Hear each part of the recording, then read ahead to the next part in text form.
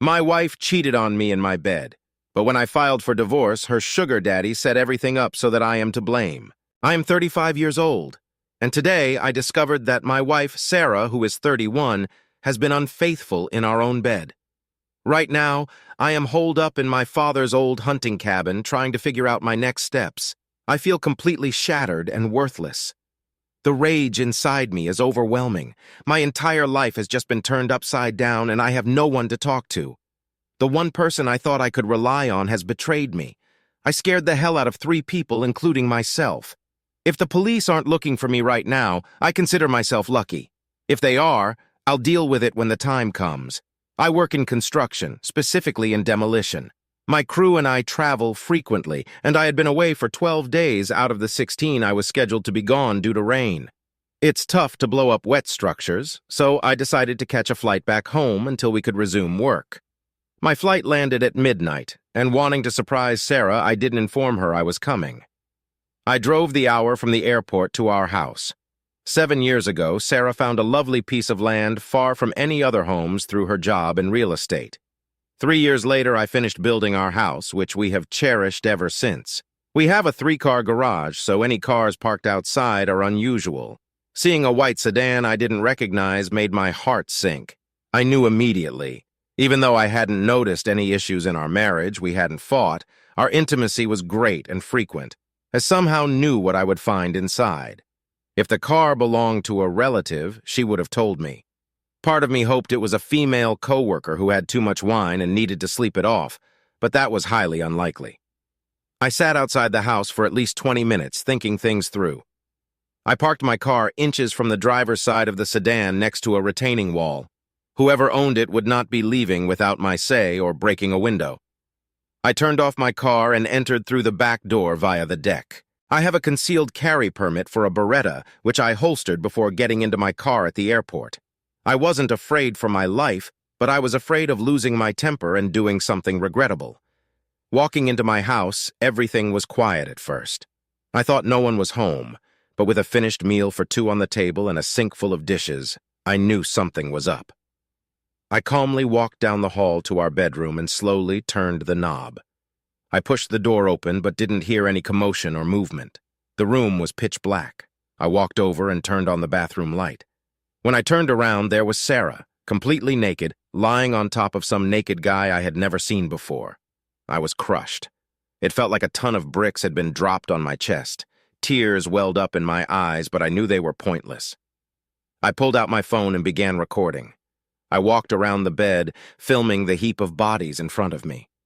It began to sink in that my marriage was over. I realized all our property would be divided evenly, even though I had been 100 faithful. I suddenly realized the house I built with my own hands would have to be sold when we divided assets in the divorce. Being physically betrayed felt worse than any pain I could have imagined. Knowing I was about to be financially gutted too nearly made me lose my mind because it seemed so unfair. But I knew I was done with her and would never touch her defiled body again. I was disgusted by what I saw, but mostly at Sarah. In my mind, she had gone from sweet, devoted wife to a complete stranger in a matter of moments. Neither of them moved at all. I was fairly certain they were both passed out. The twins are now in their 40s, and the grandkids are all teenagers and older. Christmas has become a week-long celebration every year. From Christmas through New Year's, we gather on the farm. We cut down a tree together after everyone arrives. Then we decorate, cook, play, and celebrate as a family. Alice and her husband, Mike, have been a part of this tradition since I bought the farm. I am determined not to tell anyone about my diagnosis until after the new year. If I told Alice, she wouldn't be able to keep it a secret, and I don't want to put Mike in a position where he has to lie to his wife. I want the kids and grandkids to enjoy the week. We'll have plenty of time to cry and prepare in a few weeks. Sarah's presence this week will just be a minor detail in the long run. Frankly, I don't care about her nearly as much as the rest of the family. Financially, things are quite interesting. Sarah and I met and got married after we were both well established in our careers and financially secure.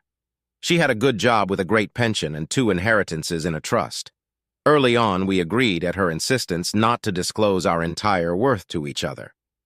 We also have a prenup where any property or trust that predated the marriage and any income from those resources are not considered marital property again, at her insistence. I provided both properties, housing with utilities, and covered travel, food, and fuel. Essentially, I supported her 100. Her income and wealth were spent entirely on herself. She bought her car, clothes, personal travel, and cosmetic surgery. She's a very beautiful woman on the outside, but has shown herself to be quite ugly on the inside. A few days after I received my diagnosis, I announced my retirement from the nonprofit where I worked. Knowing what I know now, I noticed Sarah seemed a bit uncomfortable. I can guess why I'd be around more often. Tomorrow is my last day of work, and then I'll be focusing on spending time with my family. I gave the camera server info to my lawyer and granted him access from his office. So, I don't know if Sarah and Brad have had any more activities, but I would assume they have. At this point, I don't care. I know who I am and what I'm worth, and Brad is a significant step down. As flashy as Brad is, I'm low-key. I drive a 15-year-old pickup truck. I like jeans, t-shirts, and coveralls in the winter. I know for a fact that Brad doesn't have anywhere near the wealth Sarah thinks he does. How do I know? Since the trust has invested in his business, I get quarterly financial reports. I don't tell anyone how much I have. That's between me and my accountants. But let's just say the trust has been growing for 30 years. I live a modest life, and there's enough for my great-great-grandchildren to enjoy the farm and have their education paid for. Once Sarah realizes what she's lost, that will be her reckoning. I just won't be around to see it. December got really busy. We did our usual social rounds these last weekends. Brad was at one of the parties. It was hard not to keep an eye on Sarah and him. I don't think they noticed. With being so busy and wrapping up everything at work, I've had an easier time keeping it together. Sarah hasn't expressed anything that would lead me to conclude that she knows I know. I'm not proud of this, but I still sleep in the same bed with her. I've been selfish with her lately. I feel like I'm using her, but she's apparently been using me for at least the better part of this year. I'm not as honorable as many of you have made me out to be. I hate this small amount of deceit, so don't worry about Sarah getting everything, because she won't. The trust is in great hands. Since the house was going to be sold, I did not care about any damage to it. I pulled out my .44 Magnum and just looked at both of them betraying me in my own bed. For a second or two, I contemplated shooting her, knowing those bullets would pass right through and kill him as well. But I came to my senses and realized neither were worth getting the electric chair over. Despite the hurt I was feeling, I knew I might want to keep on living after all was said and done. So I pulled back the hammer of my gun, lifted it into the air, aiming to my upper right, and fired off 2 rounds into the ceiling. They both woke up instantly. Sarah scrambled to push herself off the guy, and he shoved her to the floor before locking eyes with me. Fear doesn't quite capture the look in his eyes compared to the sheer terror in Sarah's eyes. He looked almost calm. She tried to tell me it wasn't what it looked like, so I fired a round through the bedroom closet door. She shut up real quick while he still hadn't said a word. They were each seated on opposite sides of our bed, the sheet pulled up to their necks. I asked the guy who he was, and he said his name was Peter. I asked Sarah how they knew each other, and she explained he owned his own real estate company. Then I asked how long the cheating had been going on, because I had been completely clueless that Sarah was cheating. She had the nerve to claim that was the first and only time they had slept together. So I fired 2 rounds into the bed's headboard between them. They both began crying and begging me to stop. So I asked the question again. To my surprise, Peter answered 6 months. It pissed me off, but at least I knew the truth. I asked Sarah when she stopped loving me, and through tears she lied and said she never stopped. I fired 2 rounds into the bathroom on her side of the bed, and she began screaming as glass from the mirror shattered all over the counter and floor. I told her she was a lying, worthless person and that I was done with her lies. She was clearly having a panic attack with good reason, but at that moment I didn't care. I asked Peter if he was married. He replied that he was. I asked if he had children that would miss him. He swallowed before admitting he had 2 kids. I told him I truly appreciated him showing me that Sarah is unfaithful before we had kids together. But I asked him if having sex with a cheating woman was worth losing his wife and kids over. He begged me not to tell his wife. I told him to shut up because at that moment she had about a 50 chance of ending up a widow. For the next 15 minutes, I paced at the foot of the bed with my gun drawn, just trying to think. I knew holding them there against their will could be deemed as taking hostages. I knew I would have to eventually let them go. I told Sarah to get up and get her car keys. I told Peter to leave my property immediately or the coroner would be taking him away. The fact that he had no clothes on seemed secondary at the moment. He got in his car and sped away before I counted to 25. I went back inside where Sarah had put on a robe and was seated at the kitchen table. I went to the bedroom, picked up her cell phone, and brought it to her in the kitchen. I asked if she wanted to call her parents or her sister to pick her up. She refused. I even asked if she'd like to call the police. I think she anticipated us discussing things to clear the air, so she said no. She began to try and explain, but I stopped her and told her we were done forever as far as I was concerned. I explained that our home was no longer her home and she needed to get in her car and drive anywhere that wasn't our house. I explained I no longer felt any love for her at all after what she'd done, and that there would be no second chances. She began to apologize, cry, and plead. 2 rounds fired into the double oven and 1 into the fridge brought blessed silence. Having your nearest neighbor over 2 miles away has its benefits. I explained to Sarah that at that moment I didn't care if I lived or died, and that she had completely destroyed me with her actions. I told her that all the love I ever had for her turned to hate the minute I saw her and Peter naked together. If I could have erased her from my memory, I would have. I told her I was barely maintaining my composure with the feelings I had of loathing her. I said it would be best if she went to the garage, got in her car, and drove away forever. Through tears, she went out to the garage, got in her car, and left. That was about 5 hours ago. Realizing I might have committed a crime or two with my reaction, I didn't want to deal with any cops that might show up. I turned off everything and locked the doors before going out and getting into my car again. My dad owns a fishing cabin that he and his buddies use fairly often. I drove there and used the hidden spare key to let myself in. It was far too early to call anyone when I got there. I decided I needed a drink, and I'm about a quarter of the way through a bottle of my father's Balvenie scotch. Dad is going to be pissed about that until I tell him what Sarah did. Plus, I'm pretty sure it's the bottle I bought for his birthday last month. I really don't know what to do. Most people seem to be trying to figure out if their spouse is cheating. I already know the truth. Well, I know as much of the truth as I want to know because the reasons for infidelity all ring hollow. I want a divorce. I want it in my favor and as fast as I can get it. She doesn't have the option to pick me ever again. I'm a human, not a carnival prize. I want to remove her from my life and burn any reminder of her. I don't want to ever see or hear from her again. Can everything be taken care of by lawyers? I have money to get things started. What I don't have is the time, energy, and patience to deal with this nonsense. 8 years of marriage down the drain, 8 years that I now consider one huge lie because after what I just saw, how can I accept anything she has ever said to me as truth? 8 years of my life wasted on an evil, lying fraud. Part of me wishes I had shot them both and just taken my own life, but that might be the scotch talking. Jesus, I have to get tested just to make sure she didn't give me anything. Actually, I've pissed away a decade on her now that I think about it. Her actions have invalidated my life and negated any value my time with her had.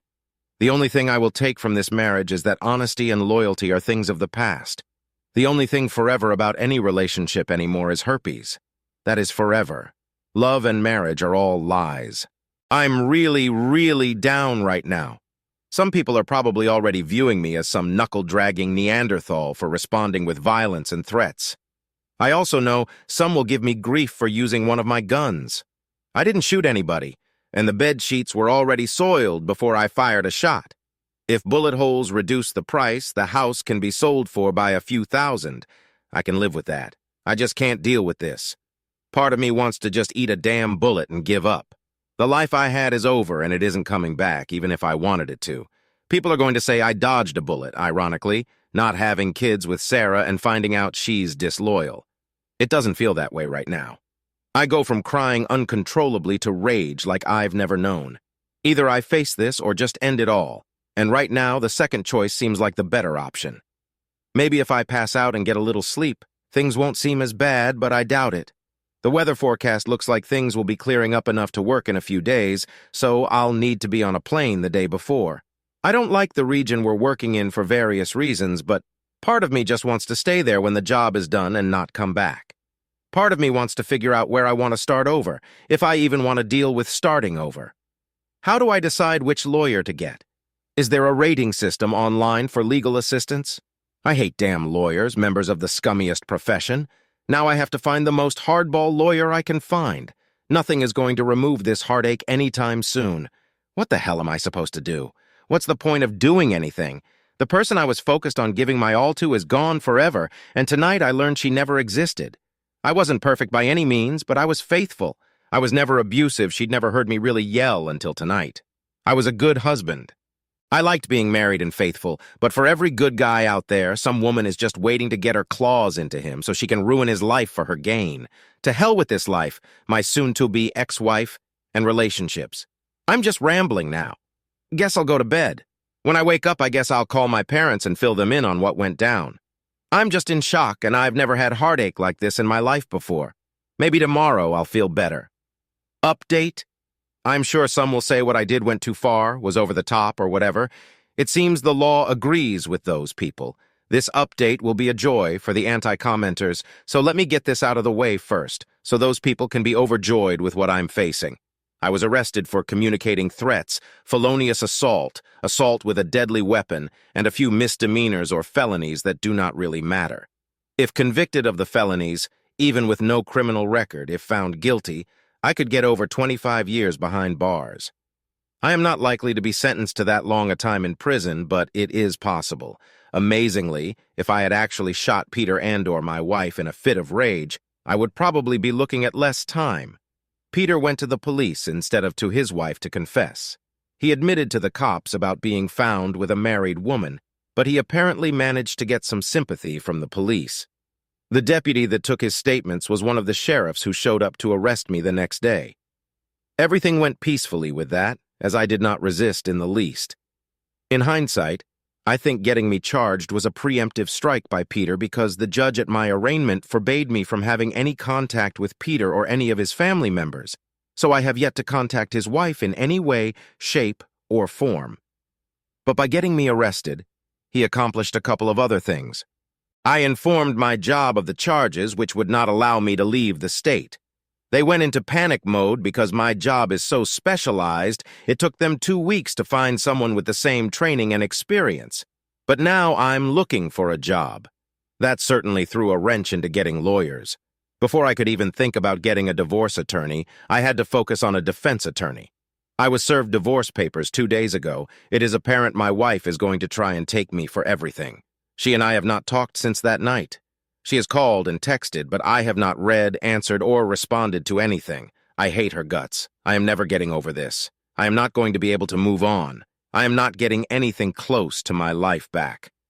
I have been staying with my parents. They have been awesome and very supportive, but this situation I have gotten myself into, there is not much anyone can say right now. Everyone is so focused on the criminal charges I am facing and not going to jail. The fact I have lost my wife and future has been put on hold, so to speak. Even after getting divorce papers, I have heard my mom crying for me in private. This is destroying my parents as well. They should not be worrying their son will be spending time behind bars. They should be focused on their retirement and enjoying life. I guess I have not just ruined my own life, but I will be damned if someone did not destroy mine. I spend most days holed up in my childhood room, waiting for the other shoe to drop. I have reason to believe that my wife is assisting Peter or the police against me in criminal court. She sure as hell is not obstructing anyone, that is for sure. Again, I have not talked to her, so I do not know what is going on in her head. But if she hates me for what I did, I do not know as much as I hate her. I guess she is giving me what I deserve. I am sorry I cannot give a better update. Those who always fall in the leave and divorce them camp will be happy to know that will be happening come hell or high water. I just do not know if I will be doing it as a free man or if it will happen while I am behind bars finishing my sentence. I was talking with my cousin the other night, and he said something to the effect about when I start dating again. He meant nothing by it, but it was just so...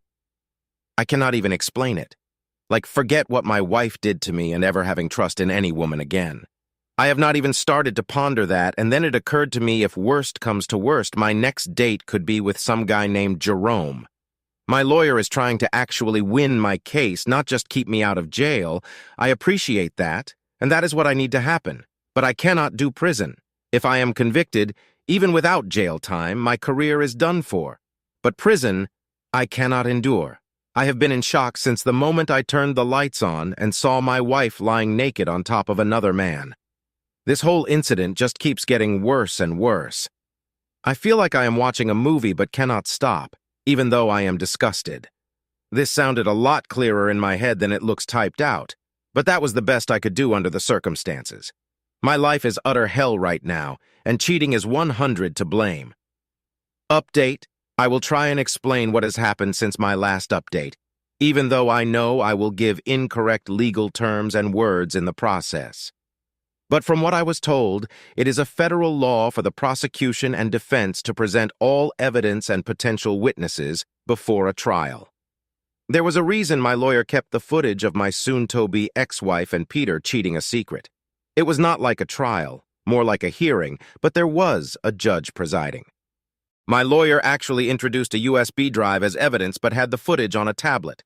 Long story short, Peter either did not know I had proof or forgot I had told him I did. I remember putting my phone away after recording them before I pulled my gun, so he and Sarah never saw a phone. He refused to testify and the charges were dropped. His father is a retired judge and he is a business owner. He couldn't have that entered into evidence and seen by the public from a trial with his name attached to it. So, I truly dodged a bullet. My lawyer is almost certain she could have gotten a jury to find me not guilty, but no charges or trial is even better. Peter left the courtroom before I was allowed to go. As soon as I turned my phone on, I got notifications about missed texts and calls from a random number I assumed to be Sarah. I did not respond to anything because I did not read or listen to anything. But I was sure she had just found out I had video evidence. She was either trying to make peace or war. Her lawyer could talk to my lawyer, and no, I still have not communicated with her in any way, shape, or form. The moment I saw her cheating on me, she was dead to me. If I want to talk to the dead, I will have a seance. I have a very reputable divorce attorney, and he was the person I was first trying to call after charges were dropped. Obviously, the footage will be needed in divorce court, so I cannot go show it to Peter's wife not yet anyway. I would think she would hear about things through the grapevine, but who knows? He probably made some sort of preemptive strike and told his wife something just in case, but I highly doubt he made a full confession. My parents were relieved. I called them on vacation to tell them the good, unexpected news. We all were expecting it to go to trial. Nobody truly expected that hearing to end things on the criminal front. Now I focus on the divorce. My lawyer has my wife's filed divorce paperwork. It is not going to be the cakewalk my soon-to-be ex-wife thought it would be. As of right now, she is living in the house. That puts me at a disadvantage, but my lawyer is hoping to negate that with some filed paperwork. I do not want to move back into that house. I would never want to live there after witnessing what I saw. Plus, I heard it needs some repairs and new appliances. But honestly, I do not want her to have it either. With housing prices through the roof, I want it sold outright as well as the land. She should not get it, if for no other reason than being the one who broke up the marriage. If she wanted to keep living there, she should have kept her legs closed. Actions have consequences, and if she thinks getting some strange D is worth losing a house over, she really should not be in real estate. On the job front, I plan to use this coming week to either get my old job back or get a new job. I do not want to knock anyone out of a job, especially in such a specialized field, but I have to pay lawyers to do things I never wanted to.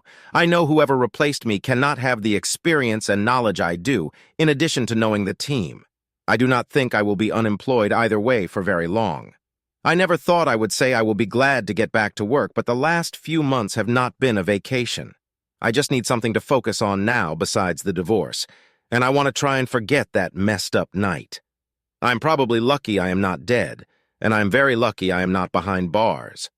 But the whole situation just pisses me off. Not just the money pissed away on legal fees, the wasted time, the words I believed and now know are lies. The deception I never knew her. I couldn't have. And to think I behaved like an idiot over someone I never knew is disturbing. I mean, if you want to go postal and beat the hell out of someone over a worthy, loyal, loving woman, have at it. But to go crazy over someone who lied and never cared? Not worth a single punch, and certainly not worth the gunfire. Learn from my mistake. It is not worth it. If people could just be honest with themselves and others, that would be great. My soon-to-be ex-wife keeps reaching out to communicate. The time to communicate was before she gave any part of herself to another man. I want to start over somewhere not too far away from my parents, but far enough away to not run into my soon-to-be ex-wife or her affair partner. I hate big cities, but small towns have their own issues. I make great money. Well, I did and will again. Just starting over with new everything after the last couple of months sounds so appealing. I just cannot think of anywhere I want to live. I just know now I do not want to live here. I'm so glad we did not have children, or this experience would be far worse. It is such a comfort to be able to ghost her and move on without a child forever connecting us. And I love kids. I would still love kids one day, but thank God I did not have any with a woman who could do that to me. At least I know I can have a life again, a career again. I am really down on this whole thing called life at the moment, but knowing I have freedom and opportunity gives me hope. I can move on from her as a huge mistake in my life, a tragedy of epic proportions. I know I need therapy after all of this and what I did. I have an appointment scheduled in 2 weeks to start individual counseling.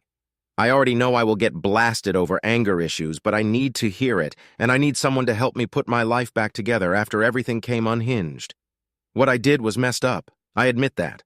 I can only better myself going forward. I cannot change who I was in the past. Final update: I've been pondering for days how to even begin to explain what has happened and where things stand. I owed it to those who have given me good advice since my screw-up to give an update, but just telling what has happened and all the details in drama would take way too long. Our lawyers began corresponding. My soon-to-be ex-wife's side kept requesting she and I talk, and I kept saying no. Our side tried pushing the negotiations and getting the ball rolling on our side. Every time the house and property got mentioned, my lawyer felt they were acting twitchy, whatever that means. But they still wanted to meet face-to-face and talk, saying it was very important for both of our futures going forward, apart or together. I still wanted to say no, but my lawyer pretty much told me I would have to see her in court eventually, and we should meet. They knew we had infidelity evidence and what it was, but had not seen it. My lawyer wanted to know exactly what they would say and what angle they were playing. I just did not want to see her or hear her voice. They were not willing to do a group text, so we met. We met in a conference room at my lawyer's office. I was seated when my wife and her lawyer came in. I wanted my gaze to convey a touch of hate, with ample disgust thrown in. She started crying and walking toward me, so apparently it did not work. I told her to back off, which made her cry harder. I began moving back and away from her, which got her to stop coming forward. I will spare everybody the specifics, but I pretty much cursed her out worse than any human has been cursed out before. That fateful night, she had never heard me yell at her. Before that day in the conference room, I had never cursed at her, not even that horrible night. I let it all out, every vile thing I had thought about her, every horrible thing I believed about her, and everything I wished would happen to her. Her lawyer was really shocked. Mine was just a little shocked, but I told him to expect it when he agreed to the meeting.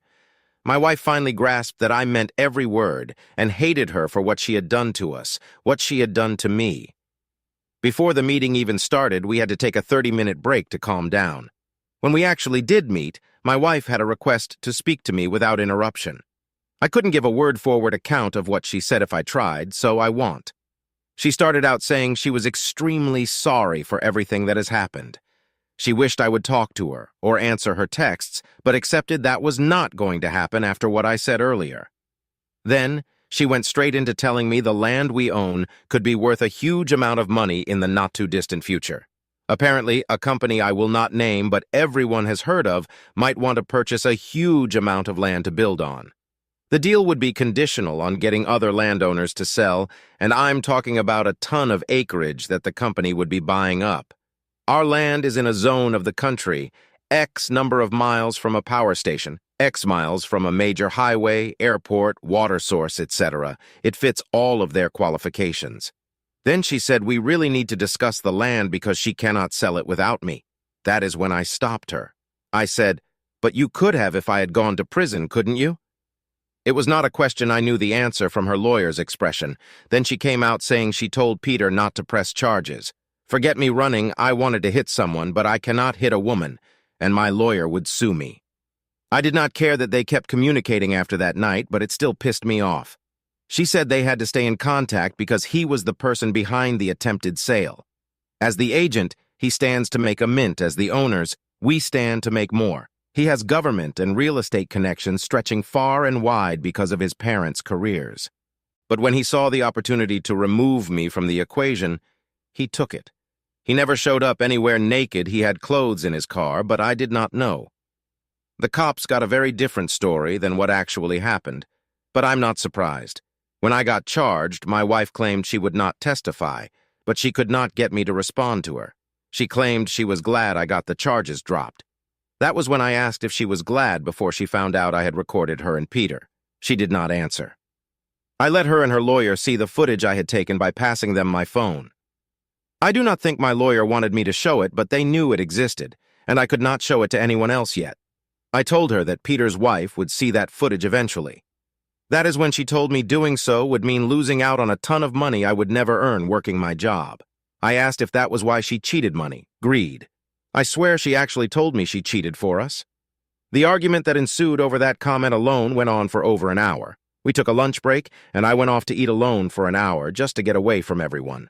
In one very odd way, she had given me good news, but it was gift-wrapped in trash. The lawyers loved hearing of the potential sale of land.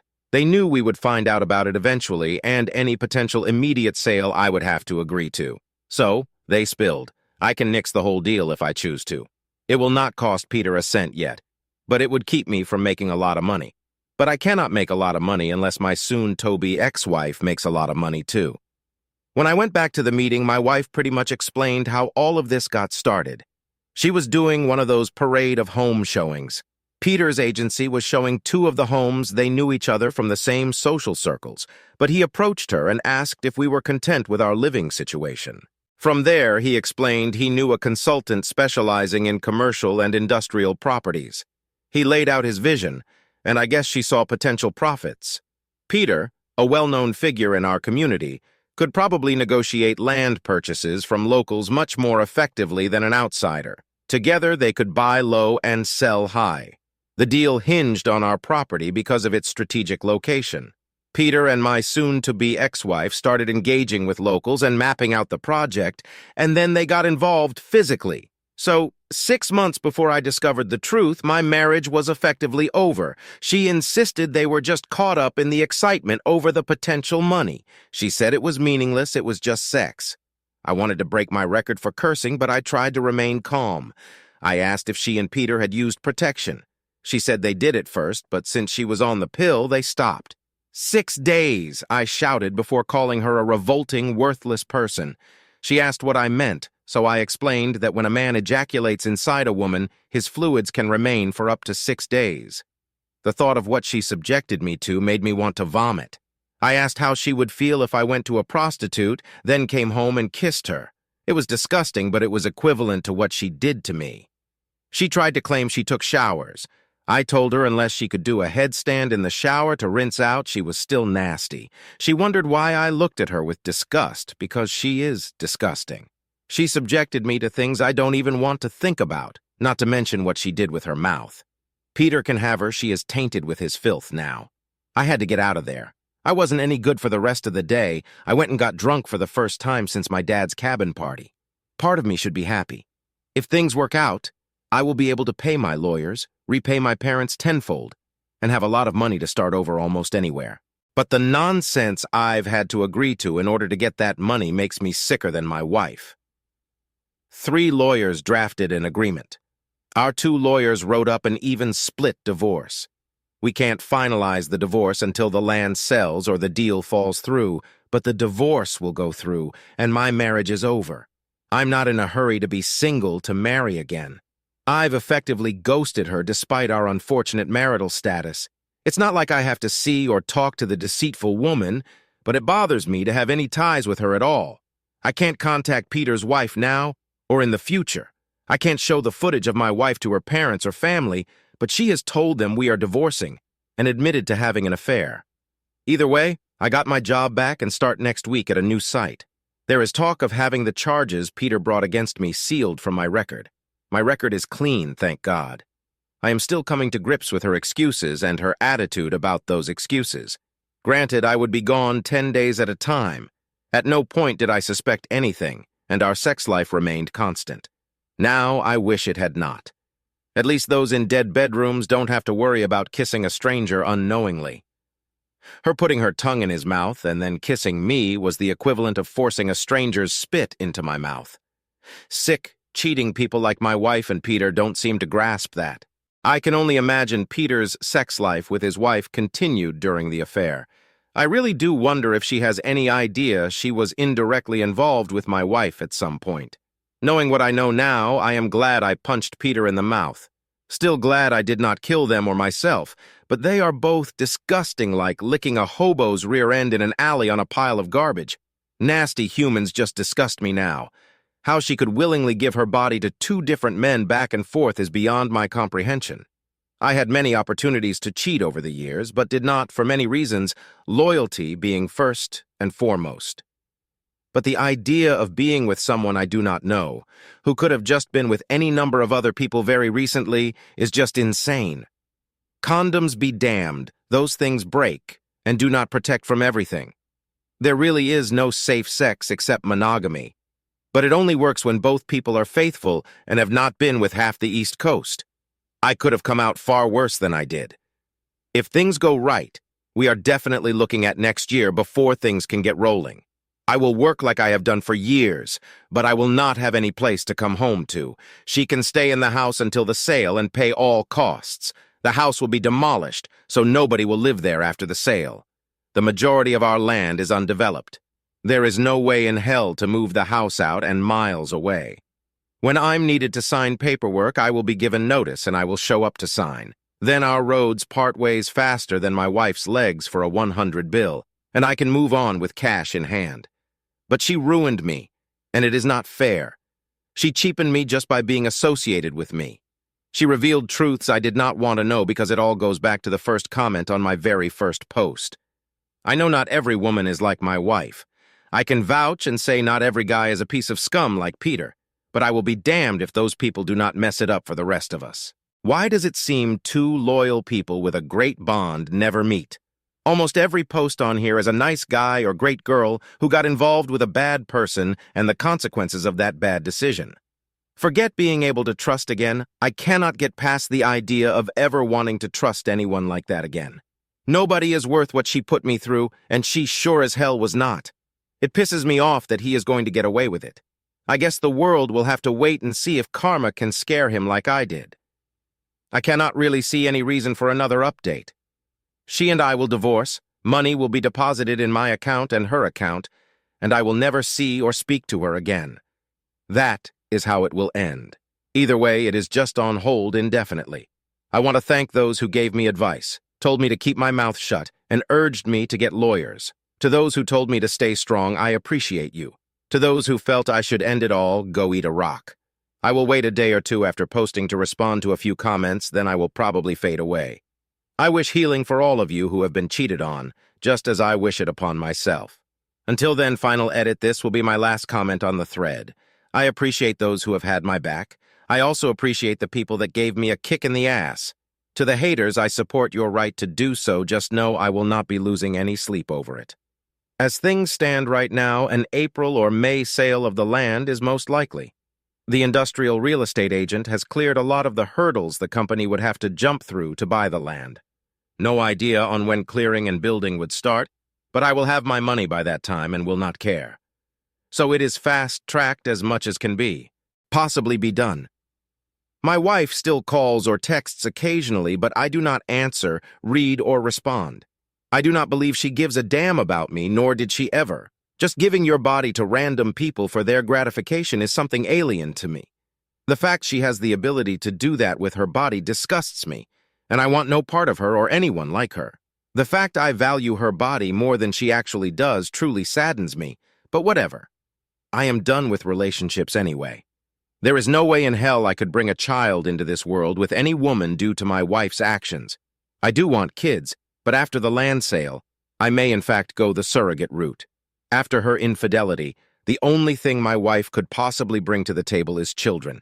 Women do not need men for kids now, and I sure do not need another unfaithful, disloyal wife to do it. At least I will know my children are being raised morally and ethically. My ex-wife has neither of those things, and with her actions she proved she can never be a good wife. She proved she would be a horrible mother. God help any child that woman brings into this world.